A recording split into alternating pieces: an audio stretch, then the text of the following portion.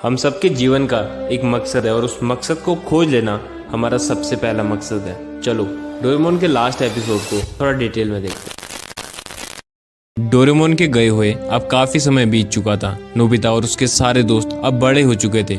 Nobita काफी प्रयास के बावजूद डोरेमोन की बैटरी ठीक नहीं कर पा रहा था। एक दिन अपनी लैब में बैठे बैठे नोबिता को यह ख्याल आया कि डोरेमोन 22वीं शताब्दी का एक एडवांस रोबोट होने के बावजूद बिना बैटरी लो का अलर्ट दिए कैसे ऑफ हो सकता है।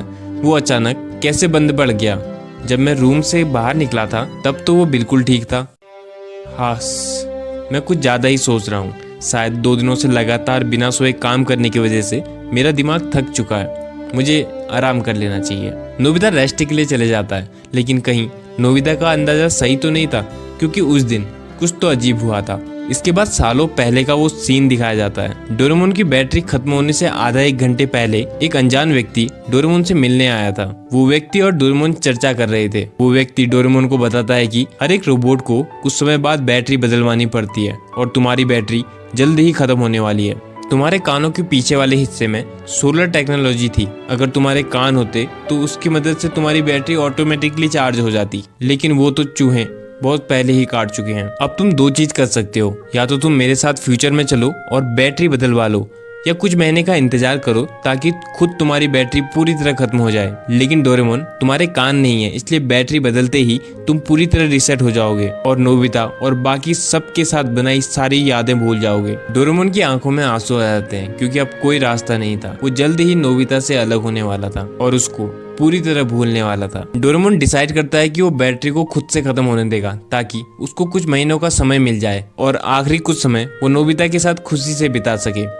वो व्यक्ति मान जाता है और वापस जाने लगता है। डोरेमोन कॉमिक बुक पकड़ता है और बैठ जाता है और अंदर ही अंदर ये सोच रहा होता है कि अपने आखिरी कुछ समय में वो अपने दोस्त नोबिता से बिल्कुल नहीं लड़ेगा और बहुत प्यार से रहेगा। लेकिन तभी वो व्यक्ति पीछे से डोरेमोन के ऊपर एक हाई वोल्ट इलेक्ट्रिक गन से शूट कर देता है, जिससे डोरेमोन को एक बहुत जोर का शॉक लगता है और डोरेमोन की बैटरी पूरी तरह डिस्ट्रॉय हो जाती है। डोरेमोन सुन्न पड़ जाता है और वहीं पे ऑफ हो जाता है। वो व्यक्ति टाइम टीवी को कबर्ड में रख के टाइम मशीन में बैठ के वापस भाग जाता है और अपने साथ डोरेमोन की टाइम मशीन भी चुरा ले जाता है। कुछ देर बाद नोबिता घर पहुंचता है और डोरेमोन से गैजेट मांगने लगता है, जिससे वो जियान को मजा चखा सके। उसकी नजरों के सामने डोरेमोन जमीन में गिर जाता है। नोबिता डोरेमोन को जगाने की बहुत कोशिश करता है, लेकिन डोरेमोन पूरी तरह बंद हो चुका था। नोबिता की धड़कन बढ़ जाती है। उसको समझ नहीं आता कि उसको क्या करना चाहिए। वो डोरेमोन की पॉकेट यूज करने की कोशिश करता है, लेकिन अब वो पॉकेट एक नॉर्मल पॉकेट बन चुकी थी। नोबिता अलमारी खोलता है ताकि उसको कोई गैजेट मिल जाए जिससे वो डोरेमोन को ठीक कर सके। वहाँ उसको टाइम टीवी मिलती है, जिसको ओपन करते ही वो डोरामी से कनेक्ट हो जाता है। डोरामी से नोबिता को पता चलता है कि डोरेमोन की बैटरी खत्म हो चुकी है। अब वो पूरी तरह बंद हो चुका है। नोबिता फ्यूचर में जाने की कोशिश करता है, लेकिन टाइम मशीन वहाँ नहीं होती। डोरामी नोबिता को बताती है कि तुम फ्यूचर में या मैं पास्ट में नहीं आ सकती, क्योंकि 22वीं शताब्दी के रोबोट के चले जाने के बाद या खराब हो जाने के बाद हम पास्ट या फ्यूचर में छेड़खानी नहीं कर सकते। ये टाइम पेट्रोल्स के रूल्स के खिलाफ है। डोरामी नोबिता को बताती है कि किसी रास्ते से तुम डोरेमोन को फ्यूचर में ले भी आओगे तो बैटरी बदलवाने के साथ ही डोरेमोन की सारी मेमोरीज और डेटा साफ हो जाएगा और वो सब कुछ भूल जाएगा, जैसा हमने रिबॉर्न ऑफ डोरेमोन में भी देखा था। जब डायरेक्टर डोरेमोन को बाकियों जैसा स्मार्ट बनाने वाला था, तब इसके साथ ही डोरेमोन रिसेट भी हो जाता। लेकिन डोरेमोन और नोबिता की दोस्ती को देख के डायरेक्टर ने ऐसा नहीं किया था। डोरेमोन की रिसेट वाली बात सुन के नोबिता अपने घुटनों में गिर जाता है और रोने लगता है, क्योंकि वो नहीं चाहता था कि डोरेमोन उसको भूल जाए। डोरामी नोबिता को बताती है कि अब हम सिर्फ 2 चीजें कर सकते हैं। एक तो अगर टाइम पेट्रोल परमिशन दे तो हम डोरेमोन को वापस फ्यूचर में ले जाकर उसकी बैटरी चेंज करवा सकते हैं, लेकिन इससे डोरेमोन रिसेट हो जाएगा। या फिर हम फ्यूचर में आने वाली टेक्नोलॉजी का इंतजार करें, जिससे डोरेमोन बिना रिसेट हुए ठीक हो जाए और हमें हमारा पुराना डोरेमोन वापस मिल जाए। इसके बाद डोरामी डिस्कनेक्ट हो जाती है। समय बीतता है और रात हो जाती है। नोबिता डिनर के लिए नहीं जाता और अपने रूम के किनारे में बैठ के रो रहा होता है। डोरेमोन सामने पड़ा हुआ था। नोबिता डोरेमोन को बहुत ज्यादा मिस कर रहा था। अलमारी में डोरेमोन का बिस्तर, डोरा केक, सब चीजें उसको डोरेमोन को याद दिला रही थी और उसके दिल में एक गहरा खालीपन महसूस करवा रही थी। कुछ समय बाद नोबिता की मॉम नोबिता को देखने आती है। वो देखती है कि नोबिता डोरेमोन के ऊपर सर रख के रो रहा है। नोबिता की मॉम समझ जाती है और वो नोबिता को हिम्मत दिलाती है। नोबिता डोरेमोन को इतना ज्यादा मिस करने लगा था कि डोरेमोन उसके सपने में भी आते रहता था। नोबिता सुबह उठ के बस ये सोचता था कि काश डोरेमोन का चले जाना सिर्फ एक सपना होता, लेकिन ऐसा नहीं था। इस बार डोरेमोन सच में जा चुका था। नोबिता का स्कूल जाने का भी मन नहीं करता था। बाद में नोबिता की मॉम ये डोरेमोन के चले जाने वाली बातें नोबिता के डैड को बताती है। नोबिता के डैड को ये सुन के बहुत बुरा लगता है। वो अपने बेटे को समझाने उसके रूम में जाते हैं। अलमारी के अंदर अकेला बैठ के नोबिता रो रहा था। वो नोबिता को समझाते हैं कि उसे हार नहीं माननी चाहिए।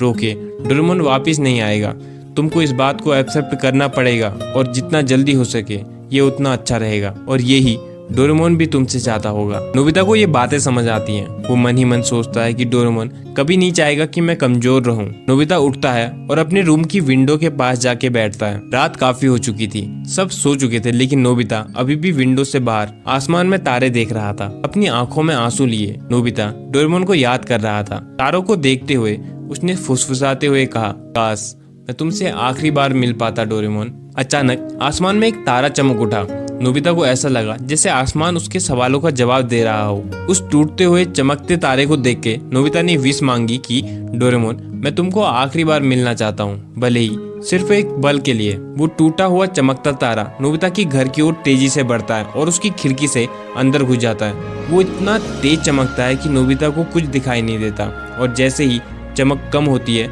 नोबिता देखता है उसके सामने नीले रंग की डोरेमोन की छाया थी। ये डोरेमोन के एक गैजेट का असर था। ये एक होलोग्राफिक प्रोजेक्शन था जो कि डोरेमोन ने जाने से पहले उस अनजान व्यक्ति के साथ मिलकर अपने दोस्त नोबिता के लिए छोड़ा था। ये देख के नोबिता खुशी और उदासी के मिश्रण से भर गया। डोरेमोन ने होलोग्राफिक रूप से नोबिता से बात करी। डोरेमोन ने हल्का मुस्कुराते हुए नोबिता से कहा, नोबिता मैं भले ही भौतिक रूप से तुम्हारे पास नहीं हूँ, लेकिन मैं हमेशा तुम्हारे दिल में और यादों का हिस्सा रहूंगा। हमने जो भी प्यार भरे खट्टे मीठे पल एक साथ गुजारे हैं उनको याद करो और खुश हो जाओ कि हमें इतना खूबसूरत समय बिताने का मौका मिला। वो दोस्ती कभी खत्म नहीं होगी। डोरेमोन ने बहुत सारे पलों को याद दिलाया और उसने नोबिता से उसकी दोस्ती के लिए धन्यवाद कहा, और उसने नोबिता को उन दोस्तों की कद्र करने को कहा जो अभी भी उसके पास हैं। जैसे ही सुबह हुई और उजाला होने लगा होलोग्राफिक डोरेमोन फीका पड़ने लगा, लेकिन इससे पहले कि वो पूरी तरह गायब हो जाता डोरेमोन ने नोबिता को एक अंतिम संदेश देते हुए कहा, नोबिता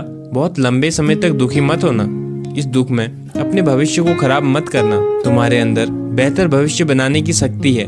जीवन उतार चढ़ाव से भरा है। मैं हमेशा तुम्हारे भीतर याद के रूप में हूँ। साथ बिताए हुए पलों को याद करके मुस्कुराओ और आगे बढ़ो। भविष्य तुम्हारा इंतजार कर रहा है नोबिता। अब मेरे जाने का समय हो चुका है। और इस अंतिम लाइन के बाद डोरेमोन पूरी तरह गायब हो जाता है। नोबिता के आंसू नहीं रुक रहे थे। वो डोरेमोन के इस अंतिम मैसेज से खुश भी था और दुखी भी। नोबिता ने अपने आंसू पोंछे और डोरेमोन को याद करते हुए खुद से वादा किया कि वो जीवन में आगे बढ़ेगा और डोरेमोन को ठीक करके रहेगा। इसके बाद से नोबिता मेहनत करने लगा। उसने अपनी बुरी आदतों को छोड़ा, अपने आलस को छोड़ा, या कहीं ये सारी आदतें खुद से छूट गई थी, क्योंकि उसका पर्पस इन सब चीजों से बड़ा था। अब वो सोने में या फालतू कामों में समय बर्बाद नहीं करता था। उसके जीवन का एक मकसद था जिसके लिए वो सब कुछ करने के लिए तैयार था। वो दिन रात जितना हो सके पढ़ाई करता था। अब तो वो खाली समय में कॉमिक्स पढ़ने की कोशिश भी करता तो भी नहीं पढ़ पाता था, क्योंकि अब उसको ये सब पढ़ने का मन ही नहीं करता था। उसका प्यारा दोस्त खराब पढ़ा हो और वो कॉमिक्स को पढ़ने में अपना समय बर्बाद नहीं कर सकता था। धीरे धीरे नोबिता की शेल्फ अच्छी किताबों से भर चुकी थी।